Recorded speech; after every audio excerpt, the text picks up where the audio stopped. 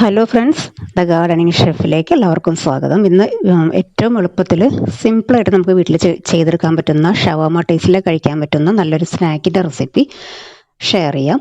ഇതുപോലെ boneless chicken ചെറിയ പീസാക്കി കട്ട് ചെയ്യണം കേട്ടോ. അതിലേക്ക് ഗരം മസാല, ചെറിയ ജീരകം വറുത്ത് പൊടിച്ചത്, കുറച്ച് മുളക് പൊടി, കാശ്മീരി ചില്ലി ആണെങ്കിൽ നല്ല കളർ കിട്ടും, ഒരല്പം വിനീഗറും ആവശ്യത്തിന് ഉപ്പും ചേർത്ത് നന്നായിട്ട് മിക്സ് ചെയ്യാം.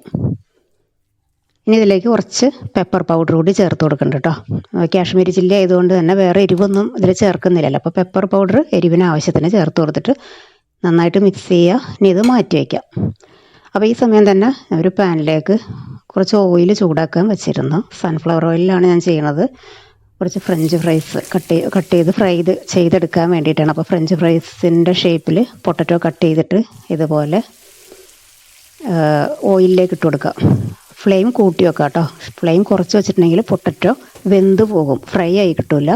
അപ്പോൾ ഇതുപോലെ തിരിച്ചും മറിച്ചും ഒരു 2-3 മിനിറ്റൊക്കെ കഴിയുമ്പോഴേക്കും ഫ്രഞ്ച് ഫ്രൈസ് പെട്ടെന്ന് തന്നെ റെഡിയായി കിട്ടും. ഒരു അല്പം ഉപ്പ് കൂടി ചേർത്ത് കൊടുത്തിട്ടുണ്ടായിരുന്നു കേട്ടോ. ഉപ്പ് കൂടി ചേർക്കുമ്പോൾ പെട്ടെന്ന് നല്ല കരുകരുപ്പോടുകൂടി നമുക്ക് ഫ്രൈ ചെയ്തെടുക്കാൻ പറ്റും. ഇനി ഇതൊരു പ്ലേറ്റിലേക്ക് മാറ്റി കൊടുക്കാം. അപ്പോൾ അങ്ങനെ ഫ്രഞ്ച് ഫ്രൈസ് റെഡി ആയിട്ടുണ്ട്. ഇനി ആ സെയിം ഓയിലിലേക്ക് നമ്മൾ നേരത്തെ മാരിനേറ്റ് ചെയ്ത് വെച്ചിരിക്കുന്ന ചിക്കൻ ഉണ്ടല്ലോ, അതുകൂടി ചേർത്ത് കൊടുക്കാം. അപ്പോൾ ബോൺലെസ് ചിക്കനൊക്കെ ആയതുകൊണ്ട് ഇങ്ങനെ പാനിലിട്ട് റെഡിയാക്കുമ്പോൾ തന്നെ പെട്ടെന്ന് റെഡിയായി കിട്ടും. ഫ്ലെയിം കൂട്ടി തന്നെ വെച്ചാൽ മതി കേട്ടോ, അല്ലെങ്കിൽ ഇതിലേക്ക് വെള്ളം വന്നിട്ട് പിന്നെ കുക്കിംഗ് ടൈമൊക്കെ കൂടി വരും. ഇതിപ്പോൾ ഏറ്റവും ചെറിയ സിമ്പിൾ പീസാക്കിയിട്ടല്ലേ കട്ട് ചെയ്തിരിക്കണം, വേഗം റെഡിയായി കിട്ടും. ഒരു 2-3 പ്രാവശ്യമൊക്കെ ഒന്ന് തിരിച്ചിടുമ്പോഴേക്കും ചിക്കൻ റെഡിയായി വരും. ഇപ്പം ഇത്രയും മതി, ചിക്കനും റെഡി ആയിട്ടുണ്ട്.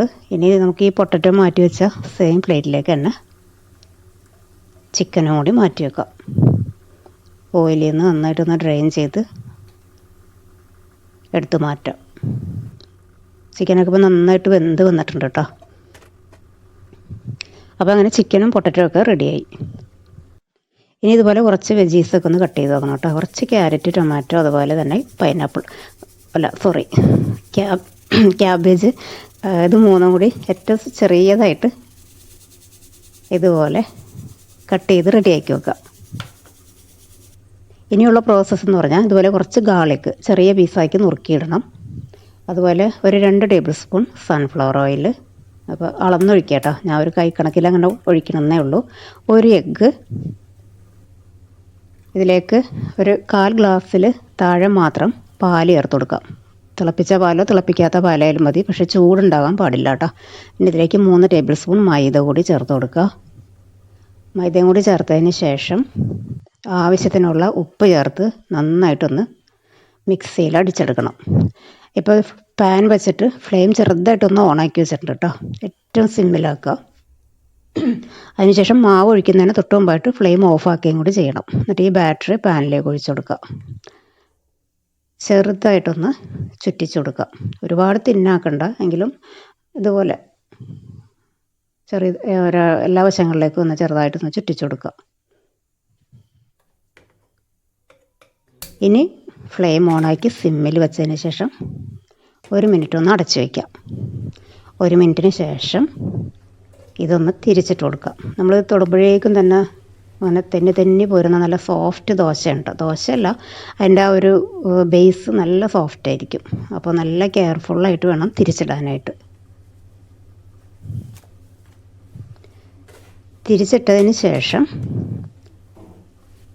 ഫ്ലെയിം ഓഫാക്കാം. ഇനി ഇത് നമുക്ക് അടച്ചു വയ്ക്കാം. അപ്പോൾ ഇതിൻ്റെ ബേസ് ഈ രീതിയിൽ നമുക്ക് ഫില്ലിങ് വെച്ച് യൂസ് ചെയ്യാം കേട്ടോ. ഈ രീതിയിൽ ചെയ്യാം. അതല്ലാന്നുണ്ടെങ്കിൽ കുറച്ച് 2 സൈഡും ഇതുപോലെ ഒന്ന് മൊരിയിച്ചെടുക്കാം. പക്ഷേ ഇതുപോലെ ചെയ്യുമ്പോഴാണ് കുറച്ചുകൂടി ടേസ്റ്റി ആയിട്ട് എനിക്ക് തോന്നിയിട്ടുള്ളത്. നമ്മൾ കുബൂസിലൊക്കെ ഫില്ലിങ് വെച്ച് കഴിക്കൂലേ, ആ ഒരു ടേസ്റ്റ് കിട്ടാനായിട്ട് ഇതുപോലെ 2 സൈഡും ചെറുതായിട്ടൊന്ന് മൊരിയിച്ചെടുക്കാം. ഹാർഡായി പോകരുത് കേട്ടോ. അപ്പോൾ ഇതുപോലെ റെഡിയാക്കിയതിന് ശേഷം ഇപ്പോൾ ഗ്യാസ് ഓഫാക്കിയിട്ടുണ്ട്. ഇതിലേക്ക് കുറച്ച് കെച്ചപ്പ് സ്പ്രെഡ് ചെയ്ത് കൊടുക്കാം. അപ്പോൾ ആദ്യമായിട്ടൊക്കെ ചെയ്യുന്നവർക്ക് അറിയാൻ വേണ്ടി പെർഫെക്റ്റായിട്ട് കിട്ടാൻ വേണ്ടിയിട്ടാണ് ഞാൻ ഓരോ ഫ്ലെയിം ഓഫാക്കുന്നതും ഫ്ലെയിം കൂട്ടി വയ്ക്കുന്നതും കുറച്ച് വയ്ക്കുന്നതൊക്കെ കറക്റ്റായിട്ട് പറയണത്. ഫ്ലെയിമിൽ തന്നെ വെച്ചിട്ട് ചെയ്തിട്ടുണ്ടെങ്കിൽ അതിൻ്റെ ടെക്സ്ചറിൽ ചെറിയ വ്യത്യാസം വരും. അപ്പോൾ ഇനി ഇതിലേക്ക് നമ്മുടെ വെജീസ് കട്ട് ചെയ്തതൊക്കെ ഇതുപോലെ സ്പ്രെഡ് ചെയ്തിട്ട് കൊടുക്കാം. ഫ്രഞ്ച് ഫ്രൈസ് ഇട്ട് കൊടുക്കാം. ഫ്രഞ്ച് ഫ്രൈസ് കുറച്ച് കൂടുതൽ ചേർത്ത് കൊടുക്കുമ്പോൾ നല്ല ടേസ്റ്റ് ആയിരിക്കും. അതിൻ്റെ മുകളിലായിട്ട് ചിക്കൻ കൂടി സ്പ്രെഡ് ചെയ്തതിന് ശേഷം ഒരല്പം പെപ്പർ പൗഡർ ഇട്ട് കൊടുക്കുക. ഇനി ഇതിൻ്റെ മുകളിലേക്ക് നല്ല ലാവിഷായിട്ട് തന്നെ നമ്മുടെ മയോനൈസ് ചേർത്ത് കൊടുക്കാം. ഹോം മെയ്ഡ് മയോനൈസിൻ്റെ റെസിപ്പി പോസ്റ്റ് ചെയ്തിട്ടുണ്ട് കേട്ടോ.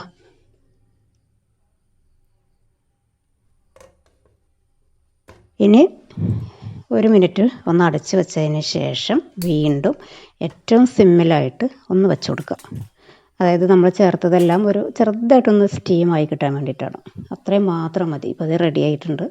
നല്ല സൂപ്പർ ടേസ്റ്റി ആയിട്ട് കഴിക്കാൻ പറ്റുന്ന ഷവർമ നമ്മൾ കഴിക്കുന്ന അതേ ടേസ്റ്റിൽ, ഒരുപക്ഷെ അതിലൊക്കെ കൂടുതൽ ടേസ്റ്റിൽ നമുക്ക് വീട്ടിലുണ്ടാക്കുമ്പോൾ നമുക്ക് വിശ്വസിച്ച് കുട്ടികൾക്കൊക്കെ കൊടുക്കുകയും കഴിക്കുകയും ഒക്കെ ചെയ്യാമല്ലോ. അപ്പോൾ പിന്നെ ഈ വെക്കേഷൻ ടൈമിലൊക്കെ കുട്ടികൾക്ക് വിശന്ന് കളിച്ചൊക്കെ വരുന്ന സമയത്ത് നല്ല ഫില്ലിങ്ങോട് കൂടി കൊടുക്കാൻ പറ്റും. ഇത് കഴിച്ചു കഴിഞ്ഞിട്ടുണ്ടെങ്കിൽ പിന്നെ പെട്ടെന്നൊന്നും നമുക്ക് വിശപ്പും വരില്ല കേട്ടോ. അതിൽ പൊട്ടറ്റും ചിക്കനും മയോനൈസും ഒക്കെ ചേർത്തിട്ടല്ലേ നമ്മൾ റെഡിയാക്കുന്നത്. അപ്പോൾ നിങ്ങളും ഇതുപോലെ റെഡിയാക്കി നോക്കുക. എല്ലാവർക്കും എന്തായാലും ഇഷ്ടപ്പെടുന്ന റെസിപ്പി ആയിരിക്കും. വീഡിയോ കണ്ടുകൊണ്ടിരിക്കുന്ന സമയത്ത് വീഡിയോ നിങ്ങൾക്ക് ഇഷ്ടപ്പെടുകയാണെങ്കിൽ മറക്കാതെ തന്നെ ഒന്ന് ലൈക്ക് ചെയ്ത് സപ്പോർട്ട് ചെയ്യുക. അതുപോലെ ഷെയർ ചെയ്ത് കൊടുക്കുക. അടുത്ത വീഡിയോയിൽ കാണുന്നത് വരെ താങ്ക് യു.